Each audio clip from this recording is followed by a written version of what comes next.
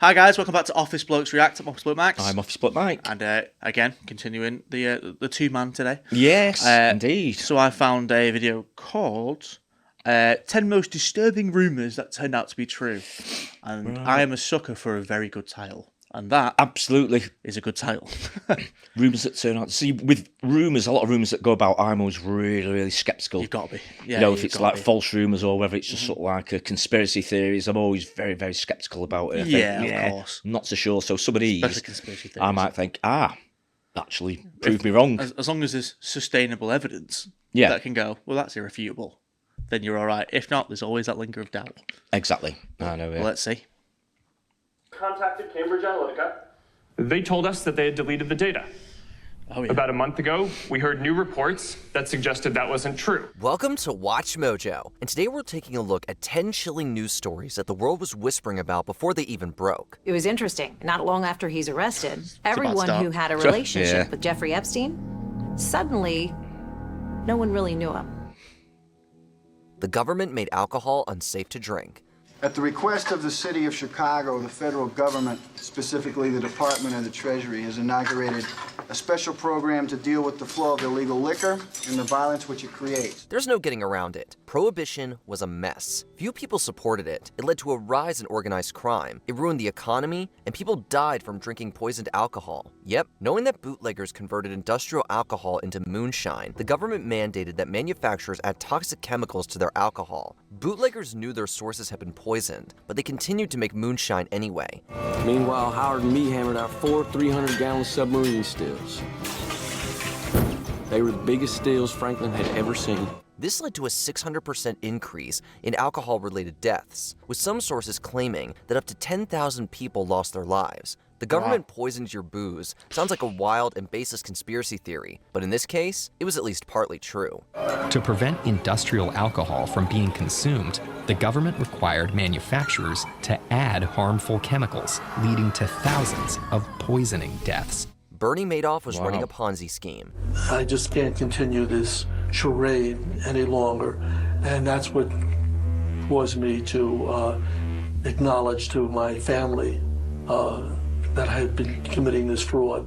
For a long time, Bernie Madoff was a respected financier. He ran Bernard L. Madoff Investment Securities and even served as chairman of the NASDAQ stock exchange. But his reputation came under question thanks to persistent rumors that he wasn't so above board. Whistleblowers, including an executive named Harry Markopolos, had continually claimed that Madoff was running a Ponzi scheme.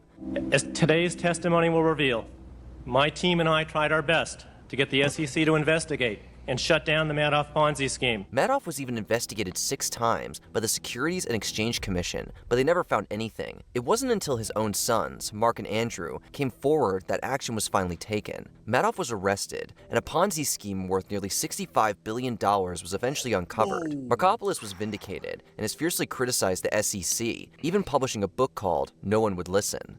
There's nothing to be proud about in this case. I feel horrible about the result. It's been a total disaster for the victims. The government is spying on us. You can't come forward against the world's most powerful intelligence agencies and be completely free from risk because they're such powerful adversaries that no one can meaningfully oppose them. There are a ton of kooky conspiracy theories out there. For a while, the government is spying on us through an intricate global surveillance program sounded like one of them. Well, in 2013, whistleblower and former NSA contractor Edward Snowden revealed mass surveillance programs undertaken by the Five Eyes Intelligence Alliance, consisting of Australia, Canada, New Zealand, the United Kingdom, and the United States. This is the truth. This is what's happening. You should decide whether we need to be doing this. Leaked documents revealed that data was being harvested through covert wiretaps, commercial partners, servers, and even undersea cables. The information obtained ranged from metadata to actual text messages, emails, images, and video chats. Yeah, browsing history is the least of your worries. US officials cast Snowden as a traitor, while public opinion was divided, with some seeing him as a hero. The greatest fear that I have regarding the outcome for America of these disclosures is that nothing will change. Russia interfered in the 2016 election. Yeah, that was a big thing. I remember when that came out. Yeah, I'm not sure whether people that surprised that there was a mass sort of like surveillance thing going on at all. Even in those days. I think the fact that it was never confirmed until Snowden there was always that sort of layer of doubt, like they wouldn't do that. Yeah, But I suppose so, but nowadays you can't really trust anything. I get a feeling that it wasn't the biggest surprise in the world when... No. It was probably a surprise that someone came out and sort of like blew the whistle sort of thing, maybe. in but such a big way. Which was the biggest surprise, I'm We got a guessing. film named after him now. Well, yeah. But I swear, didn't he, I think he ran off to Russia, tried to come back, and then he said he was in Hong Kong there, and he's not about, because I assume if that man gets arrested by the US... You ain't seeing him again. Exactly, yeah. You ain't seeing that man again. Yeah, I know, yeah. But I don't know what the statute of limitations are for that, but I assume he's just like a wanted criminal in the US forever. I would guess, I wasn't sure where he was up to, actually, so he's still at large, is he still sort of like free? I think he just lives just the opposite side of the world to America now. That hasn't got extradition. Yeah, exactly. Yeah, that's why I think Russia was big on that, but then I think that became unsafe or something like that. Yeah. Because it's Russia. There you go. Yeah. But yeah, I remember that I was like 13 when that happened, and I was like, whoa. Even I was like, this is a big thing. Yeah, it was huge. And I was not into sort of any of your conspiracy theories, but then you hear stuff like that and you go, oh, right, what else are they doing then? Yeah. And then it opens up everything. Oh, yeah, big time, yeah. Like, it gave the people that were like, do you like the tinfoil hat? Yeah. Big conspiracy theorists. A lot of ammunition to then go it will do, even wilder. Yeah, like yeah. Alex Jones would have gone nuts on that. I told you so and all that. Yeah, this next one's a big one. Yeah, huge. The 2016 presidential election was a historic one, with billionaire real estate mogul Donald Trump writing a populist, nationalistic sentiments to a shocking victory. While the campaign is over, our work on this movement is now really just beginning. Rumors soon emerged that Russia had interfered in the election. It sounds made up, but turns out it was true, and U.S. intelligence agencies, including the CIA, FBI, and NSA, had the proof. Candidate Donald Trump routinely downplayed suggestions that Russia was interfering. It could be Russia, but it could also be China. It could also be lots of other people. It also could be somebody sitting on their bed that weighs 400 pounds, okay? Russian agencies hacked into Democratic email accounts and computer networks and created thousands of fake social media accounts to sow discord in the United States, criticize Democratic candidate Hillary Clinton, and support Trump. According to the report, Putin, quote, aspired to help President-elect Trump's election chances, when possible, by discrediting Secretary Clinton and publicly contrasting her unfavorably to him. A Republican-led Senate Intelligence Committee concurred with these conclusions. The second Gulf of Tonkin incident never occurred. You're pretty sure there was a torpedo attack, then? Oh, no doubt about that, I think.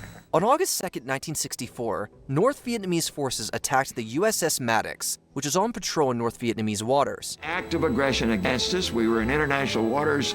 I sent officials from the Defense Department out, and we recovered pieces of North Vietnamese shells that were clearly identified as North Vietnamese shells from the deck of the Maddox. 2 days later, a second attack allegedly occurred against the USS Maddox and the USS Turner Joy. President Lyndon B. Johnson used this incident to justify open warfare in Vietnam. He put forward a resolution, the language of which gave complete authority to the president to take the nation to war.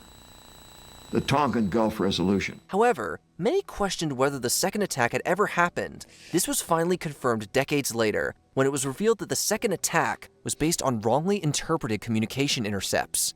Even though the evidence was dubious at best, crazy. Johnson ran with it and never looked back. Politicians used stolen Facebook user data. By having hundreds and hundreds of thousands of Americans undertake this survey, we were able to form a model where we have somewhere close to 4,000 or 5,000 data points we can use to predict the personality of every adult in the United States. Is our social media for sale? A rumor suggesting this began in December 2015, when journalist Harry Davies reported that Ted Cruz was using Facebook data harvested from a British consulting firm called Cambridge Analytica. Reports in a similar vein followed, and the rumor that American politicians were using stolen Facebook data quickly gathered traction. The truth was uncovered in 2018, when whistleblower Christopher Wiley came forth and revealed that, yep, those reports were bang on the money. We just spent 14 months working on the Ted Cruz campaign and had collected a huge amount of voter data and research, which we were able to hand over to the Trump team. Cambridge Analytica had harvested nearly 90 million Facebook profiles and sold them to the political campaigns of Ted Cruz and Donald Trump. With that, social media and our trust in it was never the same. So you have to understand how your data is affecting your life. Our dignity as humans is at stake. Accusations against Bill Cosby. Given Bill Cosby's wholesome image from movies and TV shows, the accusations against him were a horrifying shock in every way. It all started to come to light in 2014, when stand-up comic Hannibal Buress brought up Bill Cosby's alleged past behavior during a show in Philadelphia. I can talk down to you because I had a successful sitcom.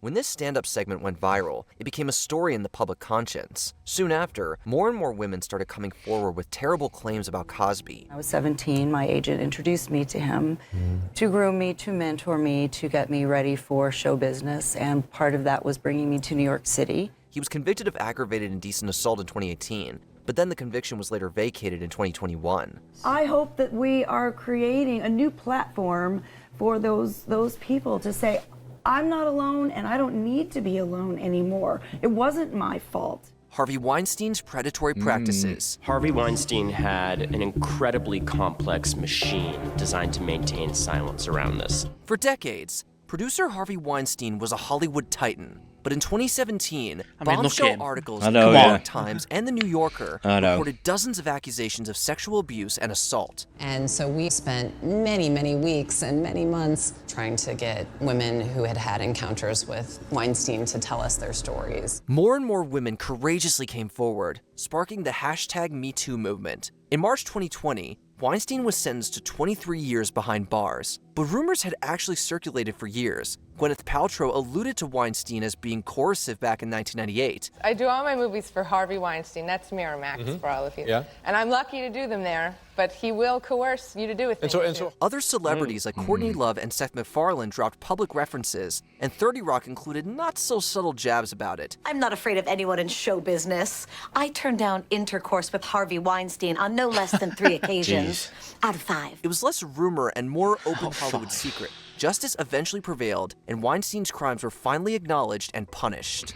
Jeffrey Epstein was a predator. He was known as this sort of Gatsby-like figure of mystery in New York. While he's now a household name, Jeffrey Epstein didn't make mainstream news until the mid-2000s. For a long time, Epstein was a nondescript owner of a brokerage firm, but around 2005, rumors started spreading that Epstein was a sexual predator. They began in March of that year when a Florida woman accused Epstein of targeting her stepdaughter. This accusation drew the attention of the FBI, who discovered that Epstein was running an extensive sex ring. They were politicians, they were businessmen, they were powerful people. It made me think that if I had run and caused a ruckus, the police wouldn't have believed me, they wouldn't have done anything about it. However, Epstein only spent 1 year in custody after agreeing to a plea deal negotiated by the infamous Alan Dershowitz with state attorney Alexander Acosta. Epstein was famously arrested again in 2019, but died in prison before he could be convicted. Once again, he had, managed to escape any kind of accountability. Before we continue, be sure to subscribe to our channel and ring the bell to get notified about our latest videos. You have the option to be notified for occasional videos or all of them. If you're on your phone, make sure you go into your settings and switch on notifications.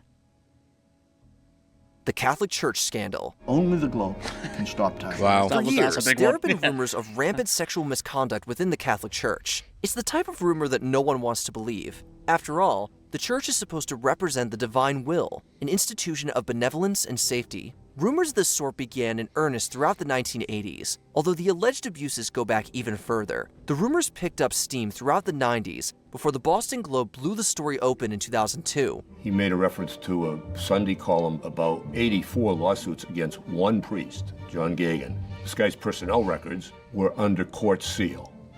And Marty asked a pretty simple question. Why are these sealed and have we tried to unseal them? Their investigation proved that there were systemic issues within the Catholic Church, and the work led to numerous criminal prosecutions. The team would go on to win the Pulitzer Prize for their journalism. We find people who are victimized by society and by institutions that are supposed to protect them. We give a voice to people who are voiceless. Which of these news stories did you know about? That was such a massive thing. I mean, it was crazy. I think there've been rumours about Catholic Church and priests for absolutely decades, even before it all started coming out in the news, I think. Yeah. It's... When was it when it came out? Was it mid-2000s? Or I'm guessing it's 90s, 2000s, but I mean, even before that, I think there was always rumours and things like that where people thought there was plenty of things going on. But a long time ago, it was all brushed under the carpet. You see, wasn't it? Even the Catholic Church, they had a good idea or knew exactly what some of these priests were doing, but they swept them under the carpet. They didn't sort of reprimand them, just moved them on to a different job and just kept quiet about it. Well, it was a lot easier to hide back then. Nowadays with social media, everyone's got a camera, so it's like you've got no. And it's reach as well to other people, other victims. Yeah. It's being in touch with other people that have been through the same thing as well. Well, because it's the Catholic Church, which is just such a monolithic religion. Well, it's a huge organisation as well, isn't it? Exactly. It's massive. So to go against, like, fair play to those journalists, because to go against such a massive, well-respected sort of.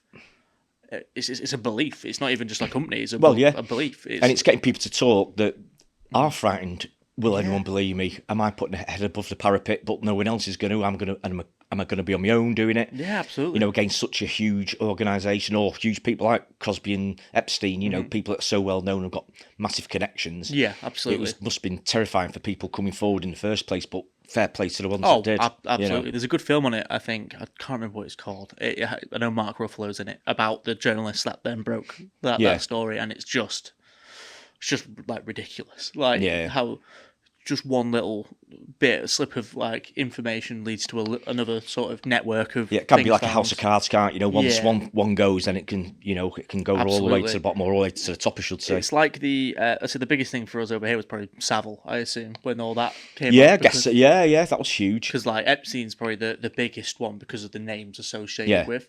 But then like when Savile happened when it broke for us, it was the same thing. Exactly. New people in power, again, brushed under the carpet. BBC, there was rumours going for years and years and years about Savile. Who was it? Was it Johnny Rotten got banned for speaking out against it? I think I remember that. I remember there's an interview where he's like, mate, I'm telling you about Savile. Possibly, and then he was never on the BBC again, which is this massive... BBC's the original channel. Of course it is. It's the biggest UK company in media by News UK. And the fact they had their biggest star and Family Man and whatever, bit kooky. Yeah. You look back now and you go, it was just so obvious. You look back at the evidence. I've seen documentaries and stuff that you think, it's crazy. How did people not sort of flag it up and say, listen, whoa, just hold on a minute. Something's going on. He was a kids presenter. His biggest show was around kids, and then he got done for obviously assault and all that to do with. But he was working in the hospital, wasn't he? He had keys to go in whenever he wanted. Yeah, and he was tied to the royal family, and he was, what was he? Was it Charles? Is counsellor or something Possibly, like that, or confidant in, and you go well, yeah. How high does this go? And he ended up getting a knighthood as well. Go figure. I mean, go figure out. I mean, and now, honestly, some of these things going on. I mean, BBC have had a lot of scandals over the years. Yeah. It doesn't seem to be ending. There always seems to be something else coming out every year or two. So it's like with the whole thing with Prince Andrew now. He's just giving up his titles. That's right. Yeah. Because what was it? It's did you see the actual letter? That he posted, the message about him getting rid of his That's titles. Right, yeah. He was I don't want all these allegations, false allegations, to take away from Charles's sort of the king's business. You go, yeah. Well, £12 million was paid for hush money to someone who didn't know Prince Andrew and never convened with him, and you go, well, I know, yeah, and that's our money we paid for that, We've all paid for it. Yeah, it's ridiculous. Yeah, on the side note, I think the heat's massively on them at the moment anyway. So as it should be. Yeah. But yeah, some incredible stories there. Oh, but fair play to the people that go above and beyond to deal with that and get the truth out there, because that's the most important thing. Yeah, absolutely. Yeah, it's a tough thing to do, but fair play to them. Yeah, fair play. Yeah, interesting. Very interesting. Thank you very much for watching. Please like, comment, and subscribe, and we'll see you in the next one. Cheers. Cheers.